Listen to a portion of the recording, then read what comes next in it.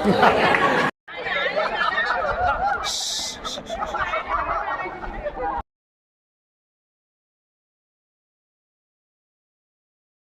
a melody in my heart.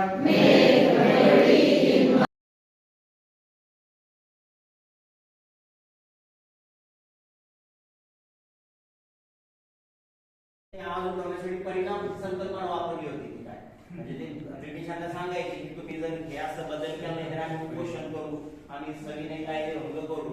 तर मला ती असं वाटतं की सखोल रुजलेली ती संकल्पना आहे आपल्या भारतीय समाजामध्ये आणि ती उत्कृष्टपणे उचलून आपल्याला ती अनुभव सवलेली ती सुंदर ही संकल्पना. खरंच मला वाटलं असं वाटत नव्हतं की आम्ही एवढ्या आनंदाने हे प्रशिक्षण घेऊ, परंतु अगदी शेवटापर्यंत सर्वांनी आम्ही खूप आनंदाने प्रशिक्षण घेतलं. आम्ही शाळेत गेल्यानंतर काय करणार आहे सर्वांना कसं सामावून घेणार आहे याचं तुम्ही प्रात्यक्षिक पाहिलं. म्हणजे मी 15 वर्षाच्या माझ्या प्रथमच असं पाहिलं की त्या सुलभकांचा सत्कार करण्याची सर्वांना संधी दिली गेली. नाही तर यापूर्वी काय व्हायचं की दोघे तिघे यायचे सिनियर मोस्ट आणि त्यांच्या हस्ते ते सुलभकांचा सत्कार व्हायचा. तिथूनच ती खूप सुंदर सुरुवात आज झालेली आहे. जसं आता मॅडमांनी सांगितलं आदरणीय विजय पाटील सर यांचा वाचनाचा आवाज आपल्याला लक्षात आला की प्रत्येक मुद्द्याला त्यांच्याकडे त्यांनी वाचलेली काही ना काही एखादी उदाहरण दाखलं आपल्याला एक सहज समजून येईल की या कृती मागे नेमका भाव काय असे त्यांच्याकडे उदाहरण दाखले होते. त्यानंतर मासरे सर यांच्याकडे प्रदीर्घ अनुभव आहे, प्रात्यक्षिक त्यांनी खूप सुंदर करून घेतले की हे राबवायचं कसं आहे.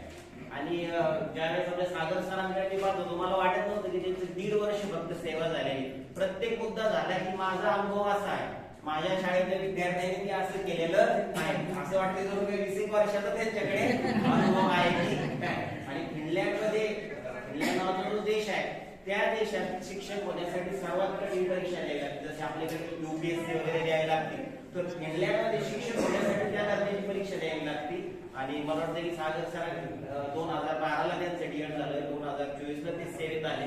तर मागची 12 वर्ष त्यांच्याशी मला चर्चा करत असताना समजलं की त्यांनी MPSCचा अभ्यास केला आणि राज्यसेवेचे त्यांनी परीक्षा दिली. तर तिथून ते मुलाखतीपर्यंत गेले राज्यसेवेच्या.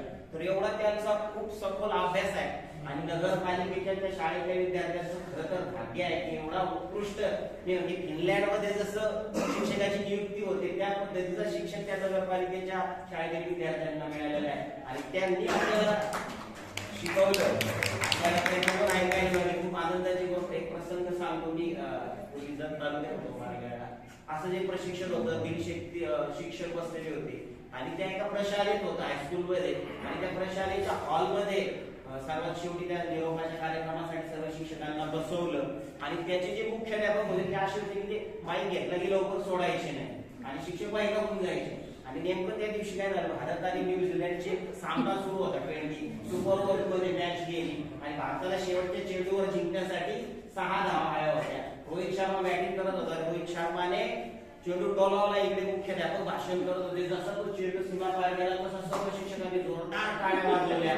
त्या मुख्याध्यापकांना वाटलं माझं एवढं आवडतं हे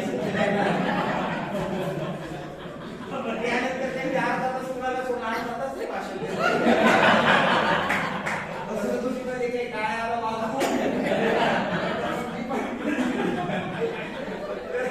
खूपच छान प्रशिक्षण झालं. तुम्हा सर्वांचं खूप खूप अभिनंदन आणि आभार. आणि मला बोलण्याची संधी दिली त्याबद्दल